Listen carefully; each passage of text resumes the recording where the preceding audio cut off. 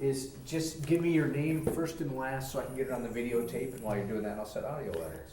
Okay. And the spelling, please. Yeah, my name is James, middle initial I, Doi, spelled D-O-I. So where, you said you aren't from here originally. Where are you from? Stockton, California. Oh, really? Yeah. That's why we ended up in Rower, Arkansas. The whole bunch, about 10, 15,000 from the Stockton, Lodi area, were moved over to the easternmost of the 11 camps, you know. Don't ask me why they sent us that far east. I have the slightest idea. None of it really makes sense when you look at it. Yes, historically speaking, yes, in retrospect. But while we're there, it's just like, you know, asking me questions about the larger scope of World War II. I mean, I had the slightest idea. You know, as a GI, the best you can do is learn something about what they're going to do with your own unit, and myself in particular. That's the way GIs think, you know. And it was the same way in those days. We had no idea. We had no communication between the groups. In fact, when they herded us on buses, but just with what we can carry, I had no idea where they were going to send us to. Absolutely no idea. You know. How did they come? Now, how big was your family? Oh, that was my they showed the picture, my father and my sister and myself, just the three of us at that time. I had just finished high school, was headed for Berkeley when the war broke out. And so how did you find out they were going to take your family and send you away to the camp? Oh, there was University of California, Berkeley told me that they've been informed. They somehow knew about the same time we did. We counted on. In those days, you remember, we had no TV.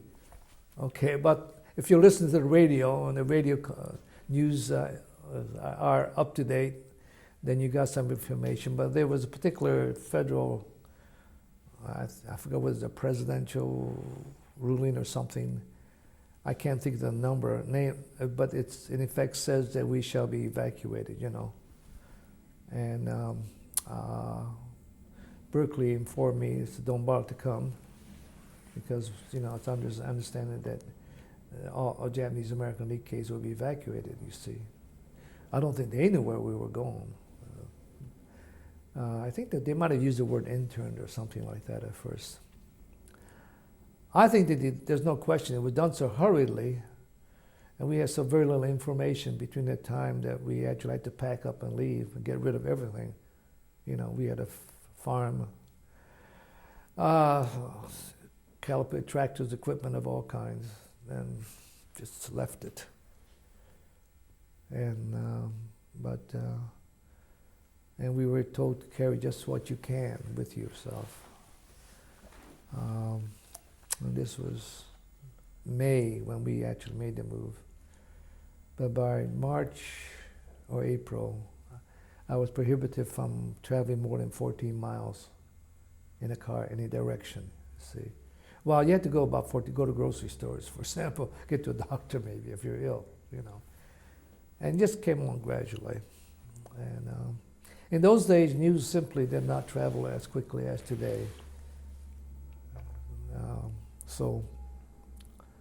But anyway, that was it, okay? We were first herded into a temporary camp, you know, right in Stockton, California, using the fairgrounds. Now, if you know anything about county fairgrounds, you know, they're wired in, storm wire fences, and then they have stalls for horses and cattle and so forth. Well, they cleaned out the horse stalls, the cattle stalls, and built some barracks, tar paper barracks, right in the center of the racetrack, okay, which county fairgrounds have. And that was it. That was the first camp we were placed in. And then later on in September, they moved us or shipped us to Arkansas. Did they give like here, Puyallup was called, you know, they tried to give it a happy name, Camp Harmony. They had names like that. We had no lovely name. We simply said it was it was called fairgrounds. That's all we called it, the fairground camp. And do you remember what you took with you? Because, like you said, I can't remember at all. All I know is that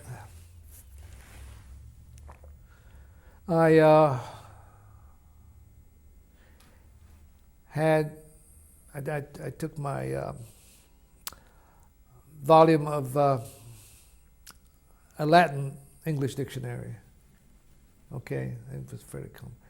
With some, I was reading up on Caesar's report about Gaul, reading. And what else did I take? I think, I took along my German text, thinking that, well, I might still get a chance, if they're going to take us. Because we didn't have any idea what was going to happen to us.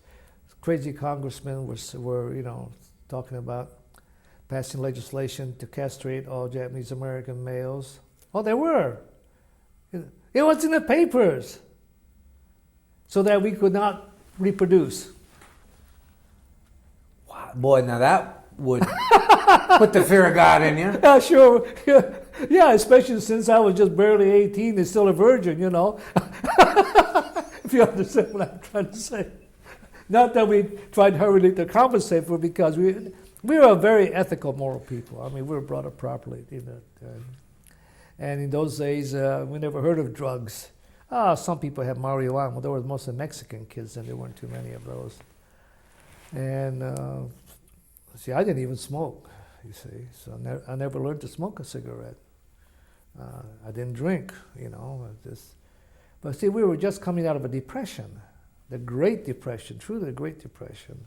You were lucky if you had food on the table. It was that kind of period, and we were just coming out of it. You see, in other words, under the Roosevelt administration. And that enabled us to purchase a lot of modern farm equipment and so forth, and move away from the simple, almost subsistence farming. But that's because we were now able to take over many of the farm work. And my uncle who brought me up, my father was in some other business then. Anyway, he gave me the assignment. He says, I was the youngest, but he said, learn Mexican. The reason why, because he spoke no Mexican, he only spoke Japanese, very little English. The others who had finished high school did not have a capacity for language. And the reason why he wanted me to learn Mexican was because we were beginning to employ Mexicans in farm labor, and they couldn't speak English. So the first word I learned was andale, andale. Okay, well anyway. No, but we got along fine. It was very pragmatic Mexican. But that was the way, it was really, we were on the brink of doing quite well. And that was generally the tragedy of the Japanese Americans, on the West Coast, because if those of us were now about ready to take over the farms, take over the businesses, you see.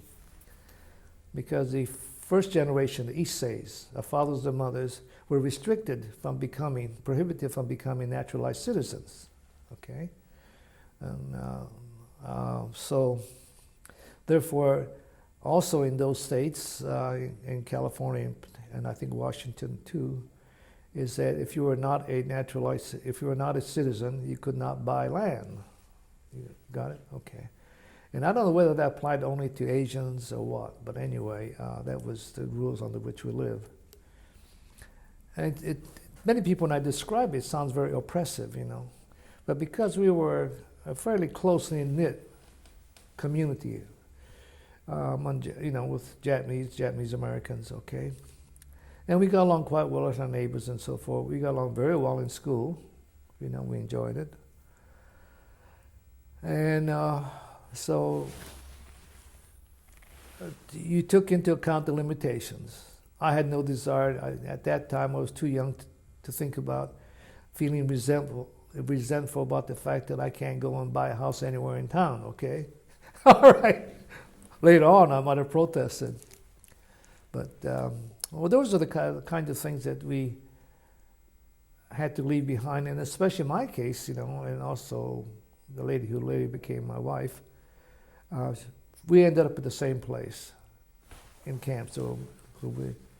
But there in camp, we immediately set about establishing a newspaper, camp newspaper, led by another fellow, Barry Psyche, who just finished Berkeley. And The important thing is when you're put in a place like a concentration camp, the first thing you say to yourself, what the hell can I do here?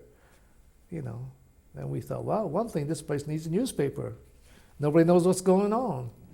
So we got permission to create a newspaper, and that was it. And when I went to Arkansas, I went out with the advanced crew, and my job was to set up a newspaper there. And you grew up pretty fast. I was 19 then, okay? And it was there that I met, well, later on, about maybe a year later, a Christian representative of Christian churches who were offering scholarships to students who had to discontinue their college education, or high school graduates who had to find a place to go to college. Now, we were prohibited from going to any of the major universities, like Michigan and Colorado, etc., largely because they had military training programs. Okay, and they didn't. In other words, we weren't trusted to become students there. But so the choices we had were largely places that did not have those military programs, which meant small liberal arts colleges, and that's where I got out after a year and a half in camp. And I knew then that my draft board got in touch with me and said, be prepared. So when I enrolled in school, I told the dean, look, let me take what courses I want, because I don't expect to be able to be here longer than 1 year. But the school is very, very nice. They gave me a half tuition scholarship, and they gave me a job on the campus, so I could earn. Hell, I only had $24 in my pocket when I left camp, But anyway, worked out well. And then I received word that to go back, to return to Rohr. So I went back to Rohr, Arkansas, re-entered camp again after the year ended during the summer. And then from there I got word to report to Fort Schnelling. So let me just interrupt just one question, and then we'll get to Fort. When you were away at college, yes, were you still treated as a prisoner at that point, or? Oh no, it was okay. So, yeah, well, that was a great experience for me, to be perfectly honest. You see, we grew up. I had never been outside of San Francisco. I was only in San Francisco twice as a kid. We lived in Stockton, this little, well, it wasn't that small, but agricultural town, Port City, okay? And lived on a farm, and when people ask me questions about Japan, I didn't know anything about Japan. All I know is what my folks told me, you see. Now, I studied Japanese because they sent us to Japanese school. After regular school, every Saturday, I went to a Japanese language school that our parents maintained, because they wanted us to learn, to read and write Japanese, okay? To stay in touch with, their culture, all right? Although we were clearly expected to do 110% in the regular school, okay? Anyway, when we got to New Concord, it was also the first time I'm living in a culture that was completely Christian. And this is the United Presbyterian College. It's called Muskingum College, New Concord, Ohio, southeastern Ohio. If you know that area at all, it's heavily Presbyterian, mostly Welsh, English background, some Pennsylvania Dutch, very close to Ohio, Virginia. Anyway, the place became famous later for the fact that John Glenn came from there. Okay. But I knew his sister-in-law. She was in college at the same time. I was there. And then they had a very famous scholar who originated from there named William Rainey Harper, who was later became the president of Chicago. I say this because years later, I went to continue my education. I went to the University of Chicago, and I was named the William Rainey Harper Fellow as a graduate student. I thought, oh, what a funny coincidence, interesting. But there, I surprised me because The faculty there and the student body had a discussion of should they reach out and help take the Japanese, so-called the Japanese students who were in these so-called concentration camps, And they debated it, and finally the president said, okay, everybody's divided, we're going to take some. And I was the first one they admitted, okay? And the president years later told me, he says, he met me at Colorado. At that time, I was already a professor and, fairly well. I had already established an academic reputation. And he came around and said, the reason why the reason they gave was very interesting. They felt that you were coming from California schools out west, and they were not at all sure about the quality of the public schools in the state of California. You got to bear in mind, California wasn't always highly regarded, okay? And at that period, in those days, the people out east in the Midwest still thought of California as where the Indians ran around, and 49ers, okay? Not the football teams, but the regular miners. And they didn't think much about so-called California as in terms of having high-quality public schools or anything of that kind, okay? And so they felt it would be somewhat unfair, some question whether we even spoke English well or not, okay? Well, I was a valedictorian of my high school. And I had already been admitted to Berkeley, And my high school was 3,500 students. My graduating class was 500, roughly 500 in June. This little liberal arts college had 600 students in 4 years. And my friend who joined me, he came from the neighboring high school, and he was a valedictorian named Kinji, and so on and so forth. Well, needless to say, they were stunned because we walked off with all the honors and grades concerned. They didn't understand anything about us. But the most surprising, they didn't know that I was an American. They thought I was still a Japanese citizen. And so every weekend for about 6 months, I went around with these ministers. They were the only male on the campus other than the 4 Fs, and including ourselves, the few from the camps, were pre-ministerial students. And they took over many of the churches, that needed ministers because the minister was drafted into the army or so forth, as pastors, chaplains. Anyway, and speaking to little churches all across southeastern Ohio. I can't remember. I must have visited over a dozen. But it was good because I got a great meal, I'm as soon as church service was over, we go to some farm family. Oh my gosh. I learned something about Midwestern food. But they would look at me, coldly. Then I would get up and I said, how do you do? I said, my name is James Doyle. They'll call me Jimmy. I was born in California, okay? And as you may have heard, I've spent the last year and a half in what we call a relocation center. Someday some people will call it a concentration camp, which is what it is when you put people behind barbed wires with guard towers, okay? And they look, face, wait a minute, you're an American citizen. I said, yes, I am. So were you ever in Japan? No. I said, how could they have done this to you? That was it. The whole tone changed. And I learned then something about the nature of what happened in California. The rest of America didn't know what was going on.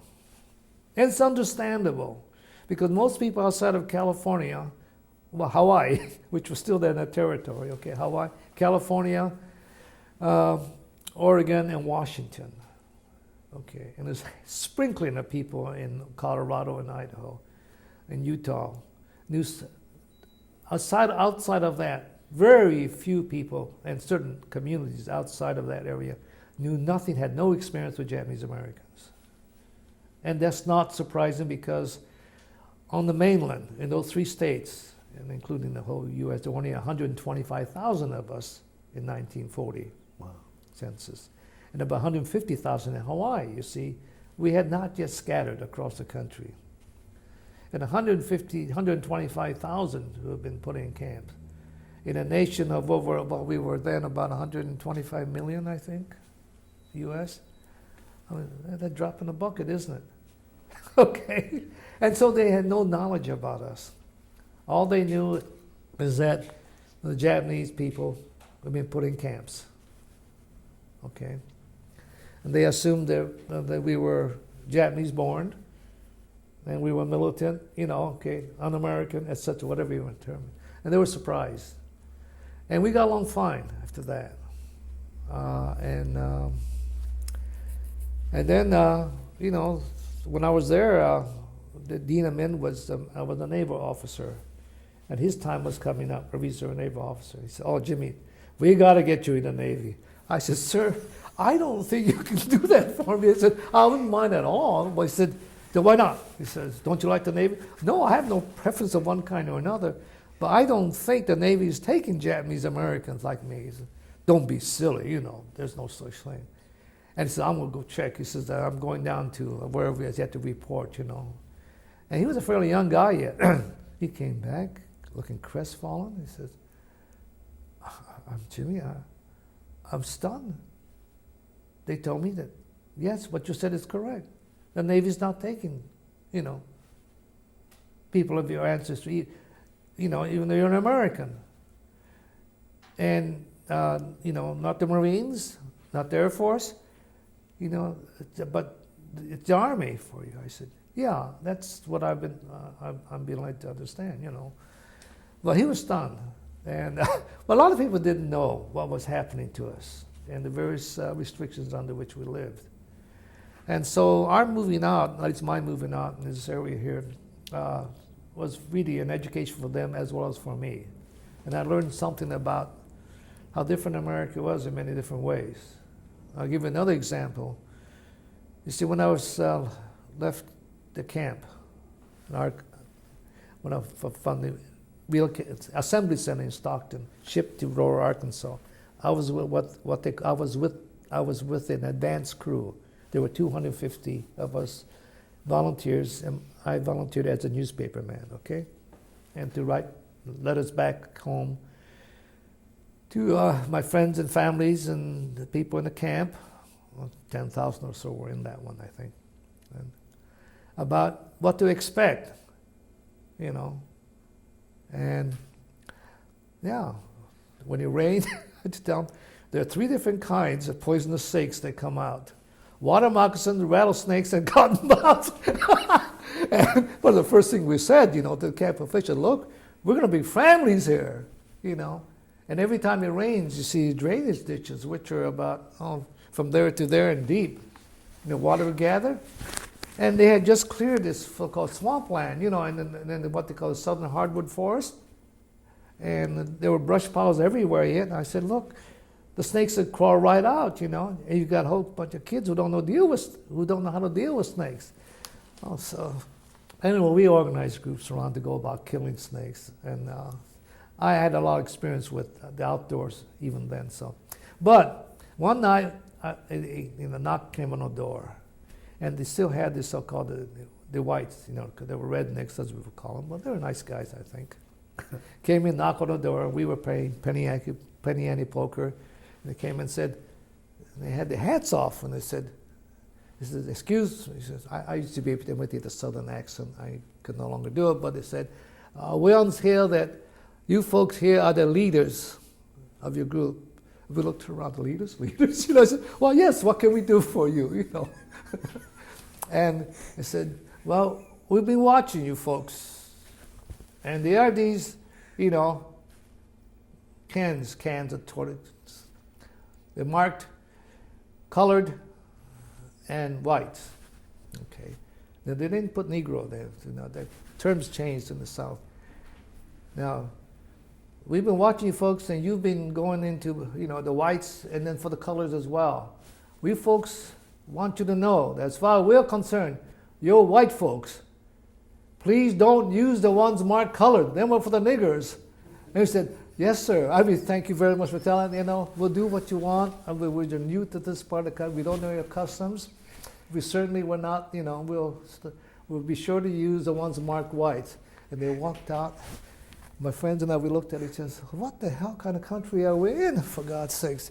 Here we are, we're seen as a potential enemy, even though we're American born. We feel discriminated. We're put all the way 1,000 miles away, over 1,000 miles from home, in this camp. And they tell us not to consort with these so-called black people. We don't call them Negroes. Well, presumably they're Americans, they're citizens. I said, and yet they don't want us consorting with them? That we're whites as far as they're concerned? In California, hell, we were never called whites.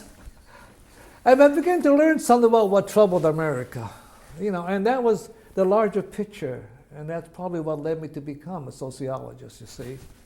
I said, this is a fascinating society we have, okay?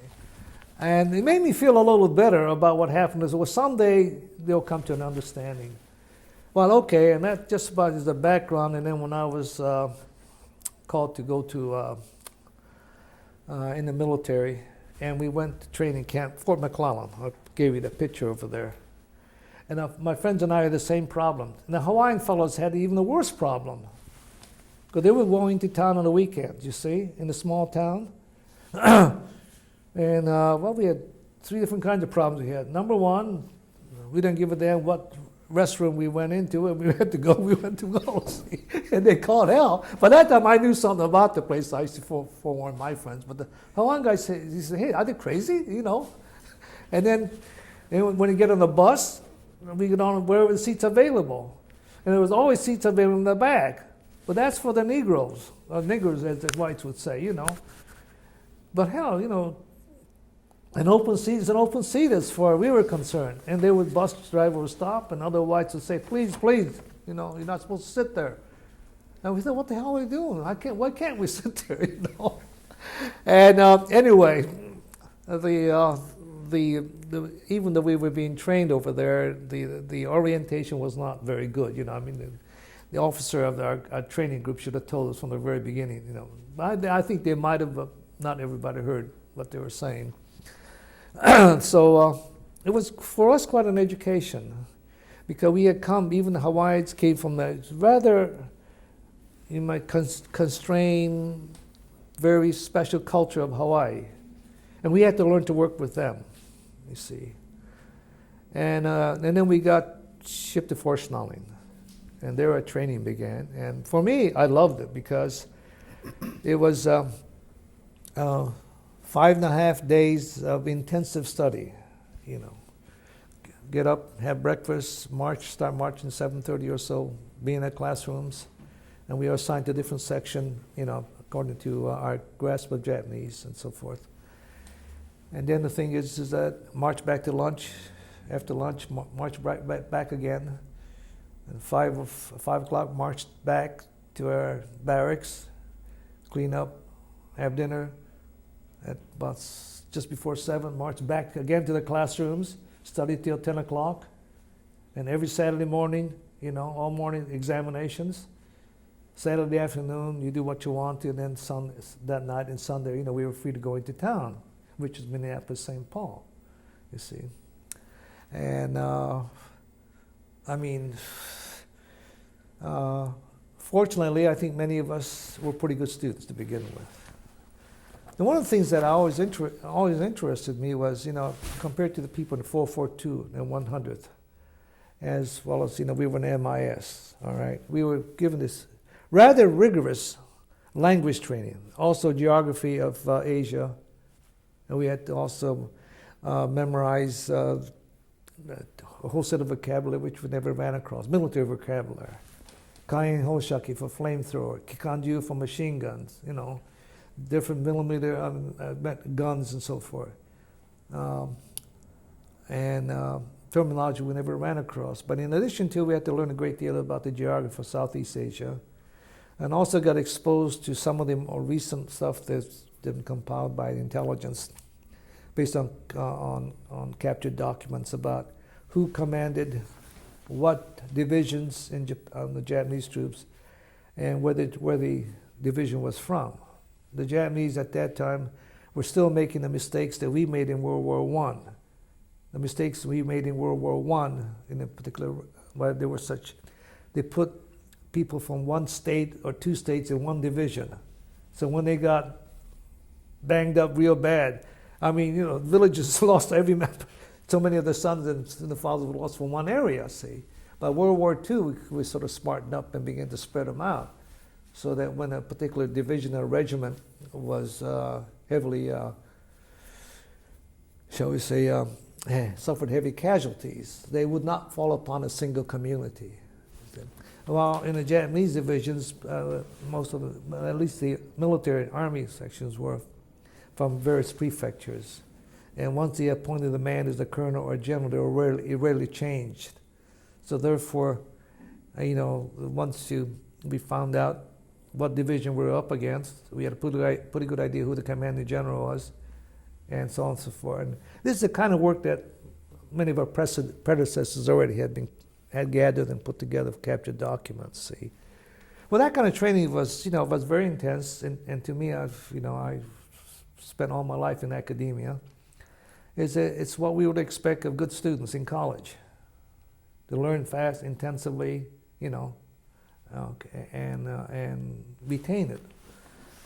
And I'm and quite a few of the people who were in my class, and that I met years later, there were a number who were dentists, doctors, okay, and who took PhDs in chemistry and, you know, various fields and so on. And I have a feeling that intensive training that we had, that's in the Military Intelligence Language School, led us to become more interested in advanced academic study. And I've often thought to myself, I wonder if we had a higher proportion of our MIS graduates went on to college as compared to the 442 100th Battalion group, you see. You know. Be interesting to see. It would be interesting to... Yeah, I would see, you know, and I thought, well, I wasn't going to make a specialty to study Japanese Americans. To see, okay. Anyway, so that was the experience for me. Unfortunately, studying, I truly enjoyed it. For me, it was just plain fun, you know. So when they tested you, I mean, because you're learning all of these different elements of the geography, brushing up on your language, the military language. What are they testing you? Is it like a military testing, or are they? Well, the language, you know. See, most of the tests dealt with the military, because military Japanese is different from conventional Japanese. It's a command, not an sulubeshi. Even the what we call the syntactic structure is different. We had to learn that. See, it's different from vernacular. You know, Japanese is one hell of a language. When I say that, it's a very tough language to learn. Okay, for example, 40%. I mean, we surveyed college students in Japan during the occupation period as we were trying to reform the language. I'm jumping over now to the occupation of Japan, you know, which I was assigned to, and the whole premise of the occupation was to democratize the Japanese people. And it was important to create the kind of education that would create a democratic culture, society. And one of the key ingredients, or so it was theorized, is that the ease of language acquisition and writing were essential to a democratic society because of the importance of communication. Okay? And in other words, it's very difficult to create and sustain a democratic society where 75 to 80% of the people are illiterate. Okay? You know, there's got to be an aristocratic group that's going to run the place, you know. And that was China's problem. You know, communism under Mao made sense for them, you know. And but in the case of the Japanese, they had a very high rate of literacy. Well, that goes beyond it. But the typical college student, you know, in Japan, an undergraduate, spends 40% of his time acquiring vocabulary. Okay. It's that difficult. You have to spend so much time acquiring vocabulary, not just in your own field, but, you know, just generally on literature and so on. I'm still studying Japanese characters. this morning I got up at 6:30, and by 8:30 I was in class over here, 2 hours once a week, with a teacher who was very, very competent, Japanese characters. Don't ask me. I don't intend to do it. I love to study. My wife does too. But then in the military intelligence language school, one of the great things I learned there was about Hawaiian Niseis. See, I really didn't know very many of them. And I grew up in California with a certain prejudice about Hawaiian kids. The Japanese, older people used to say they're friosene, means that they are delinquent youth. And the reason for it was very simple. A lot of the kids who got in trouble in Hawaii, 18, 19-year-old, the folks would ship them to California, Washington, to the relatives, or they go work in the fields, or go to the Alaskan canneries, and earn some money and stay out of trouble, see if they can, Well, that happens in every culture. When I was in New Mexico after the war, I had a job there. In Santa Fe, I got to know a great many people who came from very distinguished Eastern families. But they were delinquents. The families gave them $1 million and told them, get the hell out of here, never come back again. That's why Santa Fe had a lot of those very interesting people. But the same thing was happening between Hawaii and here, you see. But anyway, so I didn't have a very good opinion of them, although I hardly knew very many. A couple of them I met. But I got to know them. They were great guys. And the one thing that they were much freer than we were in their expression. You see, we were still very much sort of still Japanese yet, in the sense that, and we're still within our own subculture because of the restrictions of moving into the, mingling with whites. In schools, yes. In work, I had never had, at that time, as far as I know, I don't think there was a Japanese American public school teacher. There was no Japanese American law officer. Okay? And when we went to a doctor, almost always would go to a Japanese American doctor, the few physicians there were. But I think in the larger cities you have to go to others too, but there weren't that many of them yet. But in Hawaii, you see, the Japanese Americans there, the Japanese from the 153,000 in Hawaii, okay, just Hawaiian Islands alone, is that they were the majority. They were not a minority population. They ran the schools, they ran the police force. That's the reason why you get a guy like Danny Noe coming out. He's Hawaiian. But he was one of the first in the 100th Battalion, you see. That battalion, generally they were heroes. There's no question. A 90% casualty, whatever. And he and his friend who passed away, he was also a U.S. Senator, but also a member of the 100th. I met him briefly. He was a captain of our, head of our company just before we left Fort Snelling. They took him out of harm's way afterwards, which was, I think, a good thing to do. But see, those men were much more expressive than we were, and there were the whole idea that they would run for Congress. Yeah, sure, why not? After all, they had the votes. You see, and that's why when you compare with the rate of movement of the mainland, what they call the mainland, California, Washington, into the world of politics, we were much slower. Okay, it's only in the last 20 years or so that we see, or maybe last 10 or 15 years that we've had people, mainland Japanese Americans, going to Congress. We haven't had any yet from Washington, Oregon that I know of. California has a few, But so anyway, what we learned from the Hawaiian Niseis is that a little bit about you might call the Hawaiian personality and Hawaiian lifestyle. They were free, they were open, they're great. And something that we were never allowed to be, or that our culture here was more restrictive, more compressed, you see. And but as far as the command of Japanese is concerned, they were as good as we were, if not better, because they had more opportunity to speak it and use it. Okay. All right. So much for the training program, and I really had the interesting thing is that we got on board ship. Shortly before we shipped out, we got to leave, and that's when I went back to camp, and my fiance left college, and we both went back to Arkansas to get married, because the first marriage in our two families, and they were not in a position where they could leave camp. You had to have a sponsor, you see, before you can leave camp. My sponsor then was the Army. My wife's sponsor was a college. Okay. And so, it's how we feel in the family, in the Japanese family.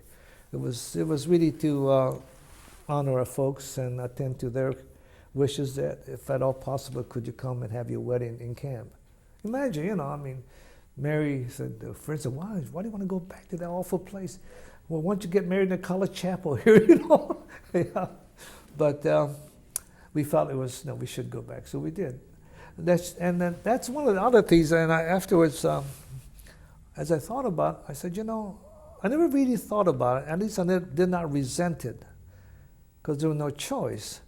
But all through going to college there during the war, going to the military, my home address was 2812C, WRA Rower Camp, Magee, Arkansas, the concentration camp. To live with, and yet I'm going in the armed forces. Okay, and yet now I'm going overseas. But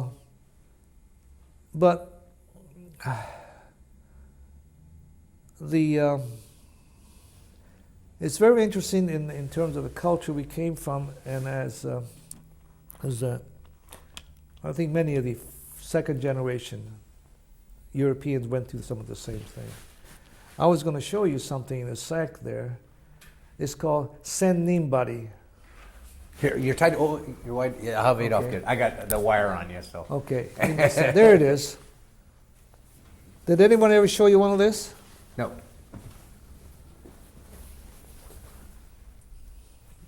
This is a tiger for courage. Okay. There are 1,000 stitches put on by 1,000 women. Now, my sister, who's in the picture there, she was born in America, but she spent part of her, when she was a child, and I went to elementary school in Japan, and then she came back again. But it was a custom in Japan, and it was a custom that evolved, I understand, just about 110 years ago in what they call the Sino-Japanese War. That was at the turn of the 19th century, just before the Russo-Japanese War, you see. Is that when a fellow in a village, it could be a brother or just a neighbor, was drawn into the service, was going off to war. Some member of the family of the women would put together something like this and ask 1,000 women in the village to put in a stitch. It's called sennim bari. And it was to protect the wearer from bullets. Okay? And also that tiger is and to fight with courage. Do you understand? Even though this is a very Japanese custom, and yet it seemed perfectly natural to retain it. See, I'm now, an American soldier, and I'm going off to fight the Japanese, okay? Well, no matter. This still works, they felt, okay? It was still important to them. Isn't that fascinating? So, it's a rather interesting thing is that how the different process of Americanization that takes place. And I find that to be one of the most interesting things to study, And we're going through it now in one of the much more serious way, but no more serious than what we went through, World War II. And this is what people who are Muslims, especially for the Middle East, okay? I hope that we can put this thing to rest quickly, but with terrorism and everything and the concern we have, They're going to go through a very difficult time. There's no question. Okay, and okay. Now, by the time we got on board ship, sailing for Philippines, San Pedro. Now, this is roughly a big group, major group of Japanese Americans. So MILS, linguists, trained to military intelligence service. It's the biggest category. And we were really prepared to be used for the invasion of Japan. And to put it another way, even we ourselves, that is, the products of MILS, military MILS, believe our own propaganda, the American propaganda, that the Japanese would fight to the very death. It was going to be, after landing, it's going to be village to village, hamlet to hamlet. Okay? And you never know who's going to come after you. Little kids could come at you with bamboo spears. Women could use archery or swords, whatever. You just don't expect to be fighting only soldiers. Well, that was the idea, because that was the tradition in Japan. They themselves believe, in the mystique of fighting to the very death, to the very end. And I guess that's one reason why maybe Truman, allowed the use of the atom bomb. And I felt, I didn't know how to feel, because at that time, one of the things I had hoped to do was, if I ever got to Japan, that I could go looking for my mother, whom I had not seen since I was 4.5 years old. And she was in Hiroshima. That's the last I knew of her. Okay. And Hiroshima goes, with that, I thought. Well, anyway, so then I did get a chance to go look for her. But when we got to the Philippines, by that time, the armistice had been declared already. I forgot exactly when it was. It was latter part of August. And there we were put in the so-called, it's Santa Ana racetrack was where they had. So we had all been assembled there, and I forgot there were about 2,000 there, and we were to be joined by another group from Okinawa, etc. When an early group had gone there to fight in Okinawa. And we were supposed to be assigned to, they were trying to get us down to the company level, so that all units would have a linguist attached to it when you invade Japan, you see. Very few Japanese spoke or read English. Virtually none of these so-called Americans, so-called Caucasian, spoke or read Japanese. So, but I think fortunate that never came off. Okay. I spent about a week or so working with, assigned to the prison camps, taking down data from these people, just standard prisoners questionnaire. That was more to be used, not so much for intelligence work, but but more for finding out what the job was going to be like in getting these people back home. And there was a constructive part to it, though. So I was working with a group of naval officers who had been in camp. And in talking to them, a number of them said, well, I don't have a name anymore. I don't exist anymore. You see, they're lost. Okay. It's a very serious thing to lose. And this is Japan's first defeat in war, in modern type war, you see. And once and I think that others will probably tell you, and you probably read when you talk about the intelligence work in during World War II with regard to the war with Japan, is that the Japanese did not know that the Niseis existed as military men. They did not know that there were several thousand of us who have been trained, to intercept messages, and at the same time to translate documents, interrogate prisoners, etc. And therefore is that they were very sloppy about the code work, about messages. And from what I understand, there was a very famous admiral who was flying. It was critical in the war effort, and he did not properly decode his message that he was taking a tour from one part of the Pacific to the other, and that message was intercepted, translated, and bingo, we had fighter planes waiting for him. They shot him down. I think Admiral Yamamoto, that was it. And that's been written about. That was good intelligence work. But the reason why the Japanese found themselves in predicament was because they simply assumed that the American military or the Navy had virtually no one who could intercept messages properly, translate Japanese, decode things in Japanese or anything, intercept messages. The military were not trained to abide by the Geneva Convention. When captured, give only your name, rank, and serial number. Remember when you talked about World War II with the Germans, you only give your name, rank, and serial number? We were taught that. We were also prohibited from keeping a diary. The Japanese were nuts about diary.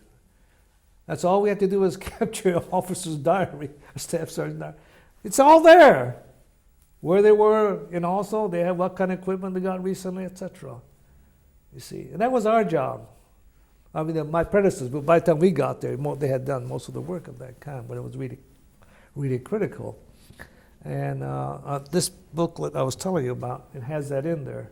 That's the reason why, the Lieutenant General, I can't think of his name, Willoughby, who was the chief of intelligence for General MacArthur, said that the Niseis made a difference of 1.5 years to the World War II, war with Japan.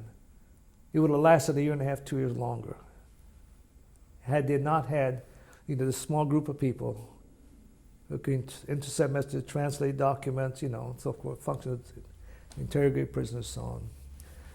And it's true, Spady would probably tell you, you met Spady, talked to him already. So he was actually, he was the first wave of people, those who were assigned to actual battle units, and went from cave to cave, calling up, telling them to surrender, urging them to surrender. And so once you give them a cigarette or something, and once they learn to speak Japanese, it didn't take them very long before they poured out everything, you see. But interesting enough, so the Japanese gave virtually no so-called intelligence training to their soldiers. What to say and what not to say. What to keep, what not to keep, And I thought about keeping a couple of diaries because they were so interesting. I thought it was so damn personal, I just turned it over back, Somehow, I just didn't feel like I wanted to keep as a memo of any kind.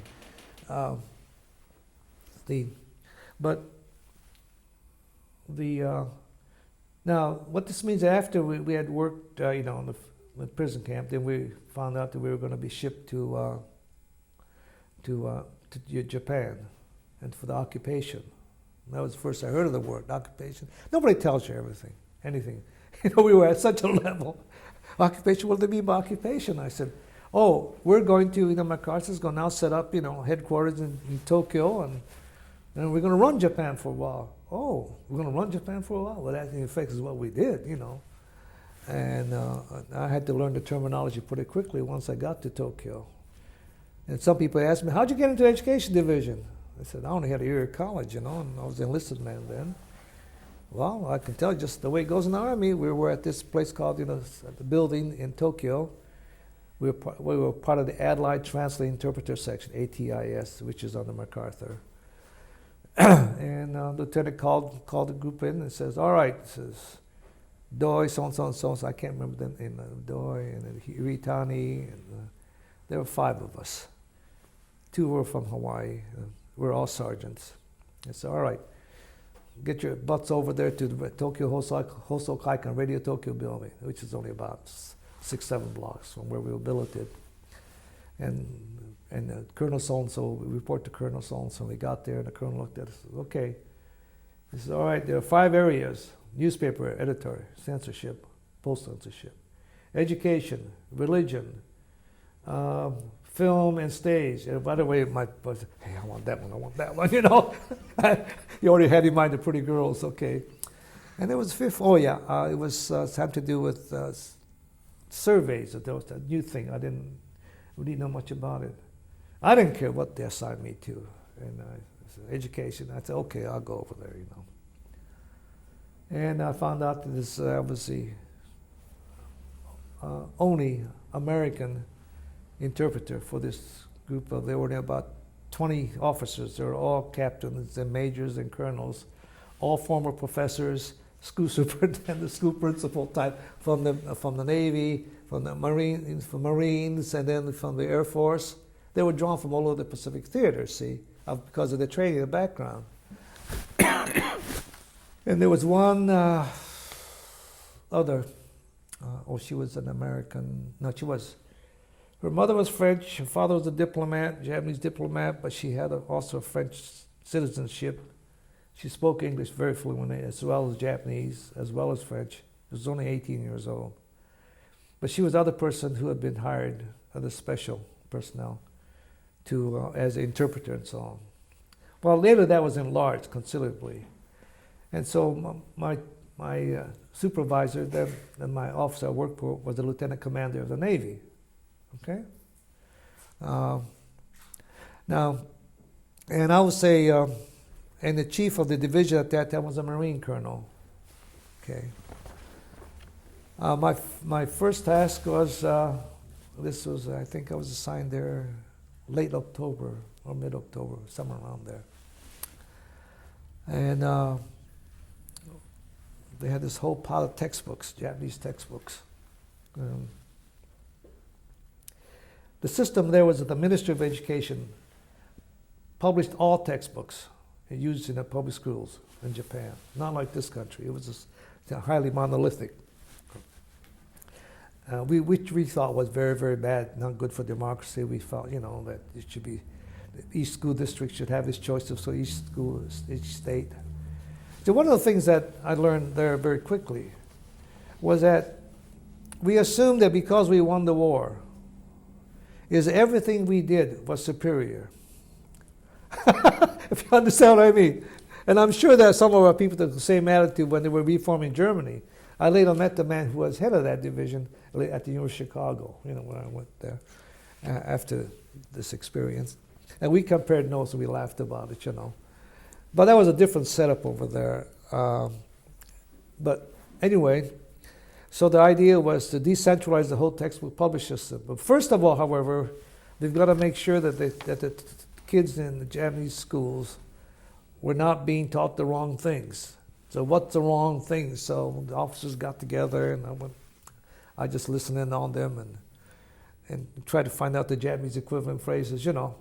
And the emperor worship everywhere. You know, emperor is God.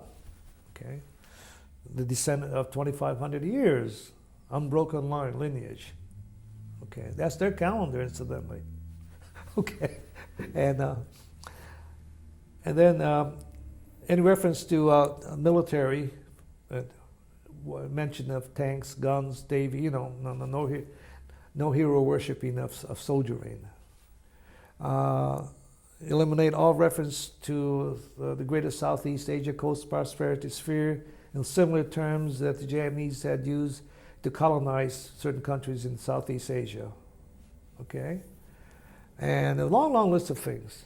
And anyway, so immediately, we got in touch with the Ministry of Education. They designated a certain team of people. And I said, hey, we can't do it. This is not a two-man interpreter job. We're going to have to get about 4 or 5 people. You know, those can really go this real fast, I said. And then you're going to have to take a word for it. Oh, gee, that'll be very difficult, you know, because Colonel so-and-so at MacArthur's headquarters wants to see it. You mean to tell me he needs his translation of every one of these books? I said, do you realize what you're talking about? I said, you know, all the way from grade 1, clearing up to the end of the normal school, you know. History, mathematics, you know, okay, science, reading, literature. Oh my gosh. And so, okay, we start out the first 6 grades. And so, but we had to be, they wanted this done by December, MacArthur. I said, oh my God, we only have 2 months to do it in. So was really going through very quickly and working with them, and we gave instruction. Page 1, strike out the next 3 pages, strike out chapter 1, chapter 2, and that was instructions were sent to the Minister of Education, and then he sent it out to all the prefectural schools, all those local schools, and he had these pictures of these Japanese kids trying to, studying, and you can see that they were instructed to take their brush, the black ink brush that the Japanese use for that, and to strike out line 3, of page 2, chapter so and so on. And had me these pictures, and I looked at it and I felt like crying. Oh my God, it made no sense for a while. Anyway, and then we went on to the bigger job of rewriting these, and that was a long job, but I was very much involved in that. And among them, for example, rewriting Japanese history. You know what that is, rewriting the history of a country? Okay? It's a very, very touchy, difficult task to be fair and to be, historically correct. The Japanese history book started with chapter 1. There was a goddess and a god, flying over, dancing over what is now the seas of Japan, and they dipped the spear into the water, and from the jewel droplets, fell 5 or 6 or 7, I forgot what, forming the islands of Japan, so on and so forth. And then the sun goddess, emerges, and then starts this lineage, which is today the imperial family. And it's speaking of 5 treasures, sacred treasures, so on. It's as if it was the same thing as if you were to start the public school textbook here, in elementary school and high school, starting with the Genesis of the Bible, Old Testament, and going on, the creation of the earth, and how man got here and so forth. All right. We looked at that, that's impossible. I mean, this is myth, you have to admit, Well, they came back right back and said, yeah, but don't you people teach Christianity? No, well, not in the school. We try not to, but basically, but they spoke about the Roman Catholic Church and also, well, they were myths. Yeah, okay, when you think about it, you're right. If they call this, if we choose to call, the origins of Japan a myth, then why can we say, that the miracle of what the Roman Catholic believe, even the ascension of Christ, is not a myth, And I tell you, we had to do a lot of thinking. Even the generals upstairs were, oh yeah, that's what I come to think of it, But so we brought in experts and stuff. And those are the kind of the fun things that we did. And I also learned a great deal about Japan and what it is about nation building.